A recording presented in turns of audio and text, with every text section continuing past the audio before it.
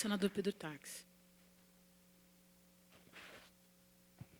Bom dia a todos. Renata, ministro Carlos Aires Brito, relator da DPF 130, que reconheceu a incompatibilidade da lei de imprensa à Constituição, deputado Paulo, amigos que aqui vieram, quero cumprimentar especialmente o ex-procurador-geral da República, o doutor Aristides Junqueira, que ali se encontra. Eu tive a honra de entrar no Ministério Público Federal e nele ficar por 15 anos, depois que eu vi uma entrevista do senhor.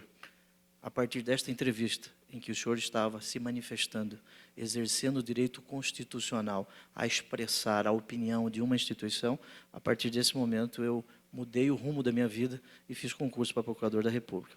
Quero expressar ao senhor os meus respeitos pelo serviço público que o senhor prestou à República Federativa do Brasil.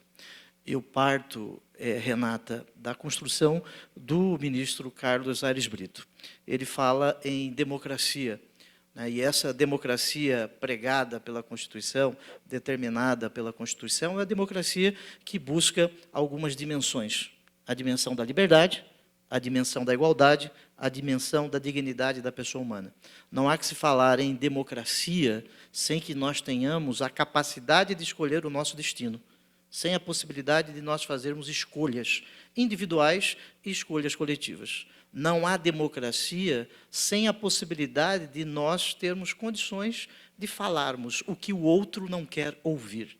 Liberdade, nessa democracia, é você ter esta possibilidade de falar o que o outro não quer ouvir.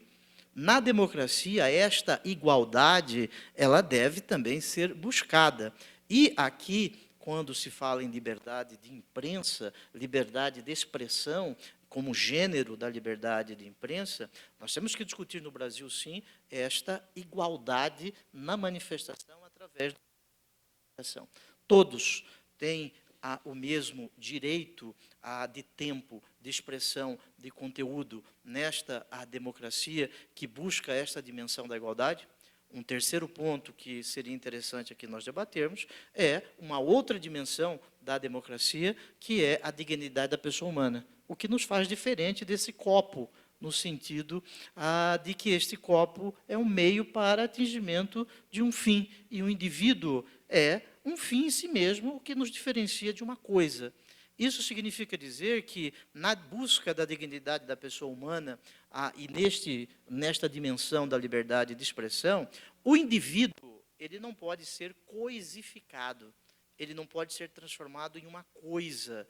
Por isso, ele tem direitos previstos na Constituição de 1988. Muito bem, partindo desta primeira construção, a Constituição ela é prenhe, ela é absolutamente impressionante, e deve ser assim, no seu conteúdo da defesa da liberdade. Desde o preâmbulo da Constituição até os seus últimos dispositivos, a Constituição é rica em buscar a capacidade de cada um encontrar o seu destino, fazer escolhas e poder falar o que o outro não quer ouvir. A grande discussão, vejo, que se faz hoje, não só no Brasil, mas também no mundo, não é apenas o estabelecimento desses direitos, mas é a busca pela concretização desses direitos. É fazer com que a Constituição saia desta folha de papel e a Constituição possa ser vivida entre nós, vivida entre nós. Hoje, no que se denomina de sociedade de risco, em que tudo é muito rápido, o perigo não é mais o outro país, o perigo está do nosso lado, nesta chamada sociedade de risco, nós temos que nos atentar para alguns fatos. Eu trago aqui algumas ideias que, se assim for possível, Renata, nós poderíamos debater isso. Eu sou político, tenho orgulho de ser político, é o primeiro cargo eletivo que eu ocupo, nunca fui nem síndico de prédio, militei na política estudantil, na política associativa. O político, ele tem relativizada a sua intimidade, ao meu juízo, de acordo com a Constituição.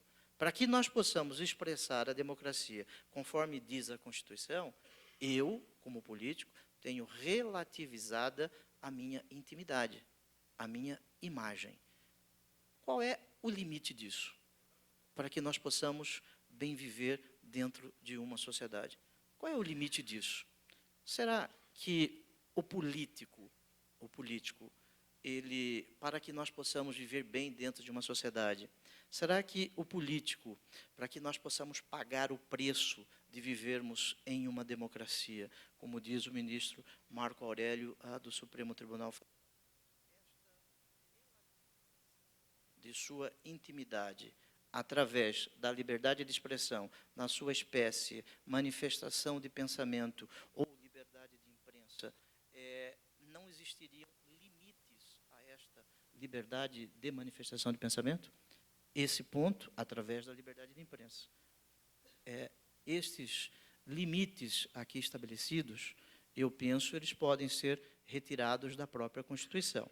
Veja que eu não estou aqui, Renata, defendendo censura, uma vez que a Constituição, de forma expressa, ela diz que a censura é vedada, e graças a Deus é bom que assim seja, porque nós vivemos períodos escuros da nossa história, em que muitos morreram na luta para que nós tivéssemos um Estado que fosse mais democrático, sem censura. Eu não estou aqui defendendo, e sou contrário, né, à limitação de conteúdo dos meios de comunicação.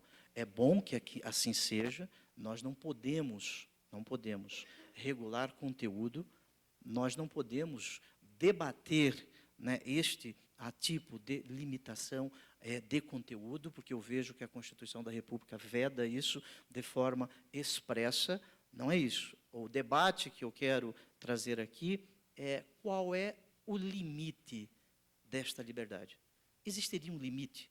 Existem direitos fundamentais, como a liberdade de expressão, a liberdade de manifestação de pensamento, a liberdade de imprensa. Existem direitos fundamentais na nossa Constituição que seriam absolutos? Absolutos. O direito à vida é um direito absoluto na nossa Constituição? Ele não é absoluto. A Constituição permite, em determinadas situações, a supressão do direito à vida. A Constituição estabelece a possibilidade de legítima defesa, estabelece a possibilidade de pena de morte em guerra declarada. A igualdade é um direito absoluto na nossa Constituição? Em absoluto. Não é um direito absoluto. A Constituição estabelece restrições ao direito à igualdade, o direito fundamental, porque homens e mulheres podem ser tratados de forma diferenciada. É o caso da aposentadoria, em que as mulheres, e assim deve ser, se aposentam com menos tempo de trabalho que o homem, e é assim que deve ser. A liberdade. Existiriam limites a esta liberdade? Quais seriam estes limites à liberdade, tendo em conta a relativização da intimidade e da imagem do político? Ou, aqui, agregando outros sujeitos, daquele que tem uma vida pública, que ele luta para que ele possa ser conhecido, no caso do político, ser votado, no caso do artista, a ser reconhecido e ser idolatrado. Qual o limite a isso? Eu gostaria de trazer o conteúdo da verdade. Vejo que a Constituição não possa estabelecer outro limite, a não ser o limite da verdade. Agora, esta verdade, nesta sociedade de risco, se esta verdade demora a aparecer, compromete a intimidade, a imagem, de uma forma, aí eu penso, de uma forma sem retorno. Sem retorno. Como relator do projeto do senador Requião, que trata do direito de resposta, aliás, uma norma que a Constituição da República obriga que seja criada, ali nós temos um mandado expresso, né, de regulamentação, a Constituição determina isso. Eu busquei, né, construir, né, algumas alterações ao projeto do senador Requião, norteado por estas buscas. Não há que se falar em censura, não há que se falar em democracia sem liberdade de expressão como gênero e a sua decorrência, a liberdade de imprensa, a liberdade de manifestação. Não há que se falar em democracia sem que o cidadão tenha o direito de falar, inclusive, o que o outro não quer ouvir. Mas nós precisamos regulamentar a Constituição. Ali, como eu disse, existe um mandado expresso disso, para que nós possamos encontrar este limite. Eu vejo que o único limite que seja passivo de ser entendido como constitucional, seja o limite da verdade. A Constituição, ela não permite outras formas de limite à liberdade de expressão. A verdade. Agora, o que é a verdade? Cada um de nós tem a sua verdade. Né? Quais são os limites a esta nossa verdade? Esses limites estão previstos na própria Constituição. Assim, e partindo para o encerramento desta primeira fase, Renata, a Constituição, ao meu juízo, ela fez bem ao estabelecer a vedação da censura, ao permitir que nós possamos falar, inclusive, o que o outro não quer ouvir, e não há que se falar em democracia, em Estado democrático de direito, sem que nós tenhamos, na sua forma mais absoluta, a liberdade de expressão, a liberdade de manifestação de pensamento. Agora, hoje, nesta sociedade de risco, nós temos que pensar nisso. Temos que pensar que hoje nós já não vivemos um sistema de comunicação como existia em 1988. Hoje, através da internet,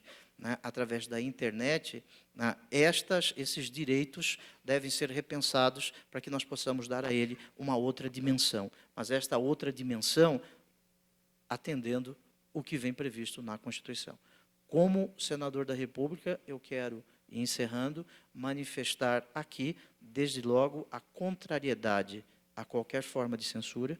Eu quero manifestar a contrariedade a qualquer forma de controle, de regulamentação, de conteúdo do que o cidadão possa se manifestar. Sempre lembrando que, para que o cidadão possa conhecer, ele precisa analisar. E para que ele possa, depois de analisar, ele possa opinar.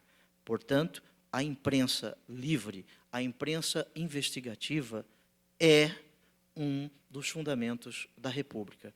Com isso, eu quero, Renata, se for possível, nós debatermos o limite destas verdades.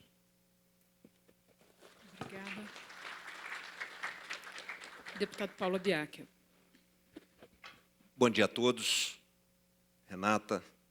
Concordo inteiramente com o ministro, quando ele diz, na minha provocação, a respeito da existência de direitos absolutos na Constituição. Conheço os 17 elencados por Vossa Excelência e também trazidos por Canutilho do direito português, como o senhor bem diz. Veja que, no tocante ao direito de não ser torturado, né, Norberto Bobbio também o cita, né, citando uma decisão da Corte Constitucional de Israel, e mais recentemente uma decisão da Suprema Corte Americana no chamado interrogatório seletivo. É lógico que a Constituição da República ela veda de forma expressa ali a tortura. Isso seria ofender o corpo onde a dignidade ela se manifesta. Não tenha dúvida disso. Eu também concordo que a Constituição ela traz esta busca pela liberdade de expressão como um direito individual, mas também ela faz uma construção a respeito que a liberdade de expressão ela é importante e é um direito coletivo, um direito meta-individual, um direito que não pertence ao José, ao Pedro, ao Maria, mas pertence à coletividade para que nós possamos avançar como nação. A Constituição faz estas opções. Eu vejo que na ponderação entre a imagem, a intimidade, a honra e a liberdade de expressão, a manifestação de pensamento e a liberdade de imprensa, os direitos meta-individuais devem prevalecer. Entendo que a Constituição faça esta opção, mas o caso concreto é que vai definir isso. É o caso concreto, levando-se em conta as circunstâncias exteriores deste caso, e a verdade é uma das circunstâncias exteriores deste caso, a verdade. Respondendo agora a pergunta da Renata, né? A Constituição ela já traz isso, quando fala que deve ser proporcional. Não se faz como constitucional, ao menos ao meu aviso, ao meu juízo, que você possa aparecer num jornal de grande veiculação como nota na primeira página e, ao depois, a resposta ser numa nota de rodapé. Isso não significa como algo que seja proporcional, que seja razoável. A Constituição já nos dá esta determinação, que tem que ser proporcional. O projeto, ele se preocupou com isso. Ele não pode, né, no direito de resposta, aquele que se sentiu agravado, né, no seu desagravo, manifestar temas de outros conteúdos, porque senão nós estaríamos violando a própria Constituição. A Constituição não diz isso. A Constituição diz que deve ser proporcional ao agravo, e este proporcional é em quantidade, em conteúdo, em qualidade. O sentido da proporcionalidade que eu entendo é esse aqui estabelecido. Agora, é importante que nós também tenhamos em mente que, quando se fala em liberdade de expressão, hoje, na atualidade, qualquer cidadão ele tem um blog, ele monta um site, e é bom que assim seja,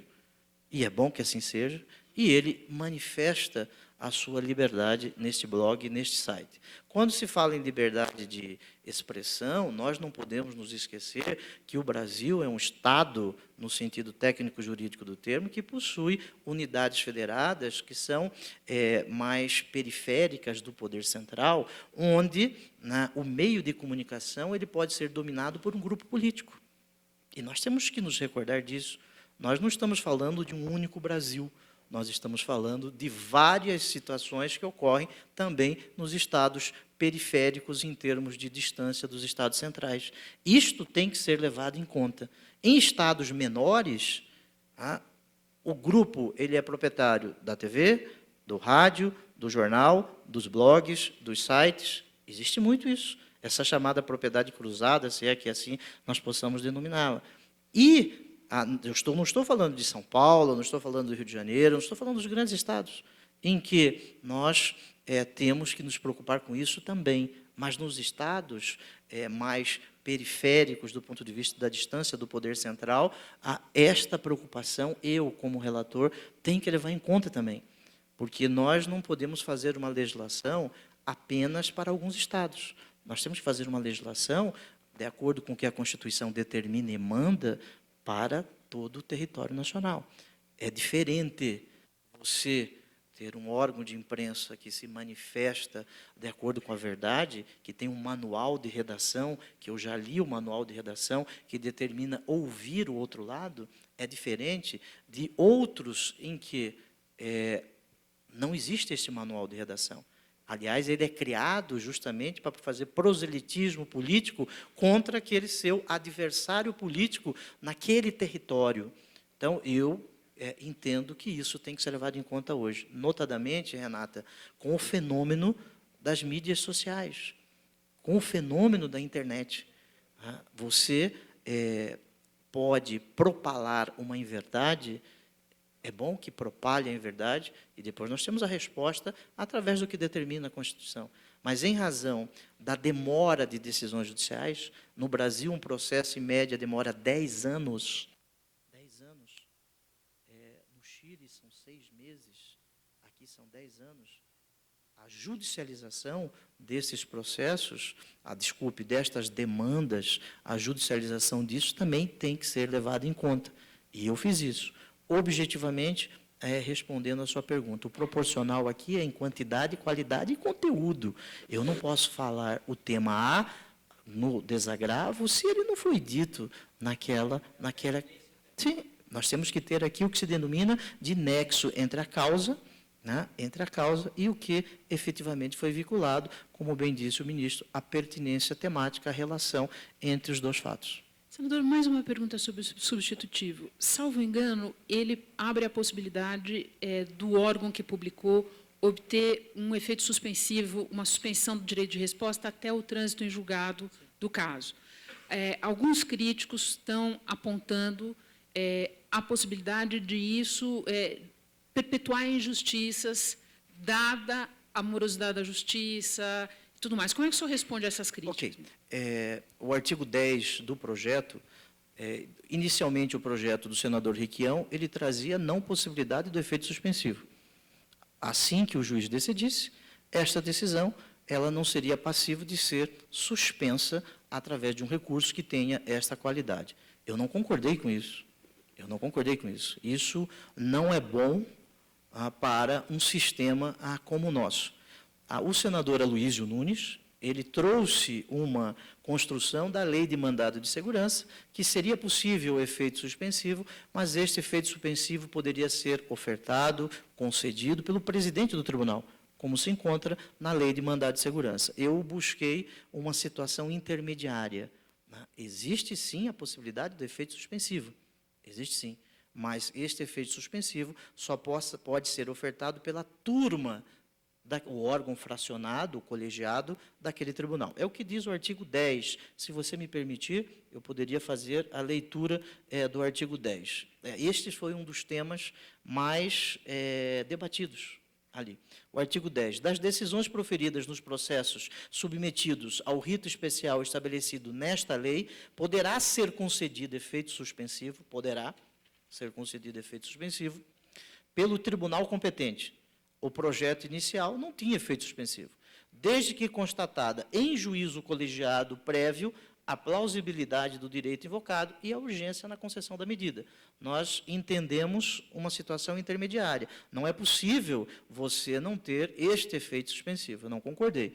Precisamos, sim, deste efeito suspensivo, porque nós temos senadores e senadores, jornalistas e jornalistas, e também juízes e juízes.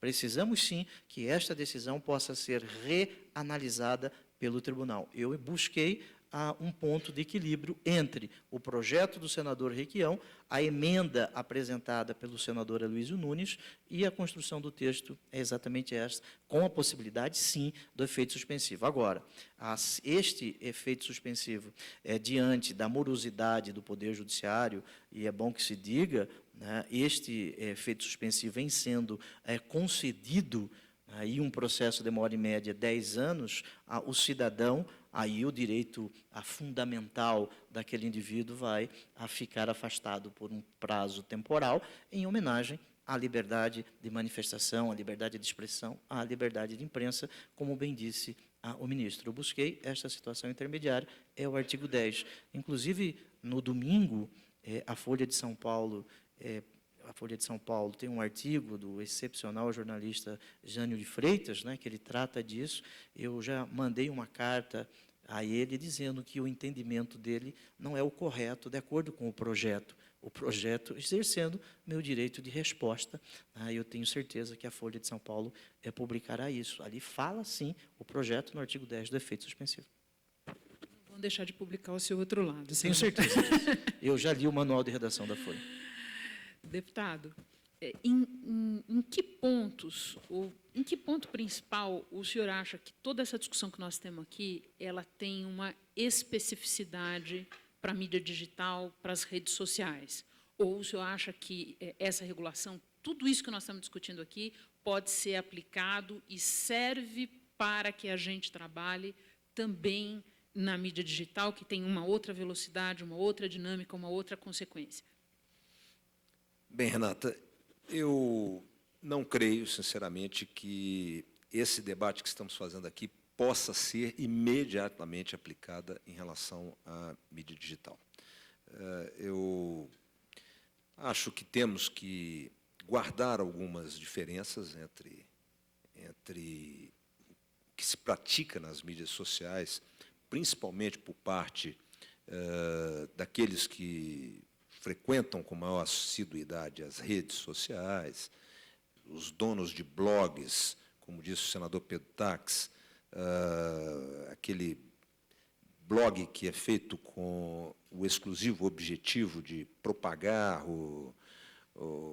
de fazer uma divulgação que não é exatamente considerada apropriada dentro dos padrões que nós aqui estamos discutindo em relação à mídia tradicional. Uma decisão?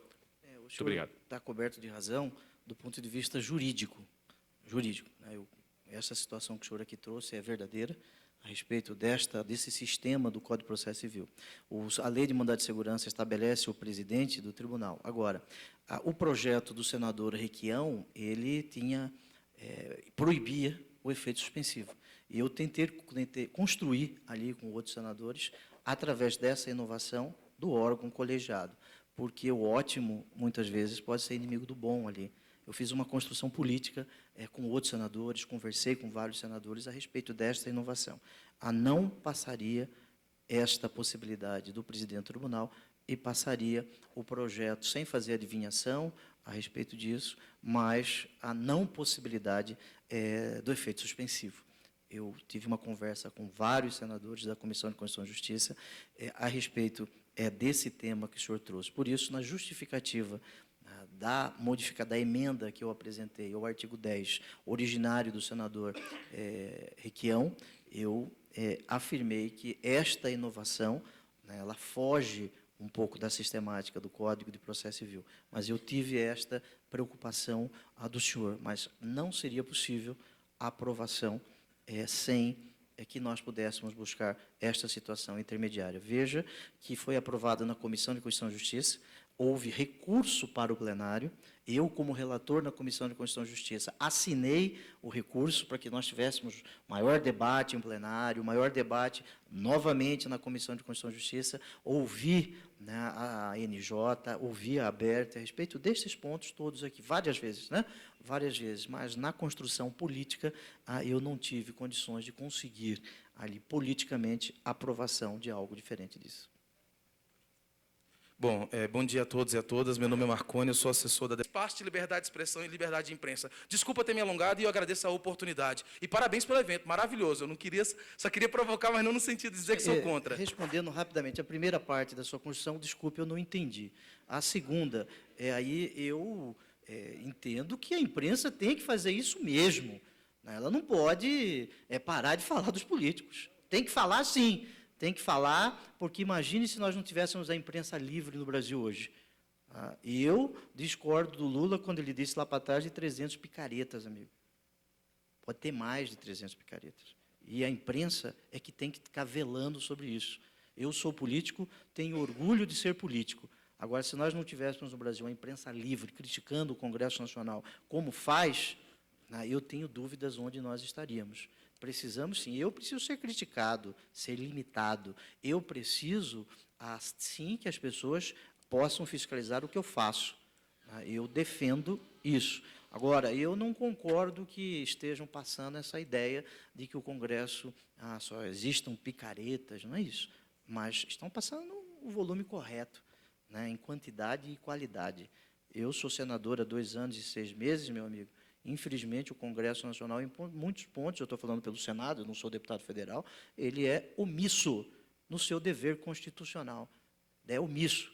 E a política não pertence aos políticos, pertence à sociedade brasileira. E a imprensa deve, sim, continuar a fiscalizar nós, deputados e senadores, 24 horas. Tá bom?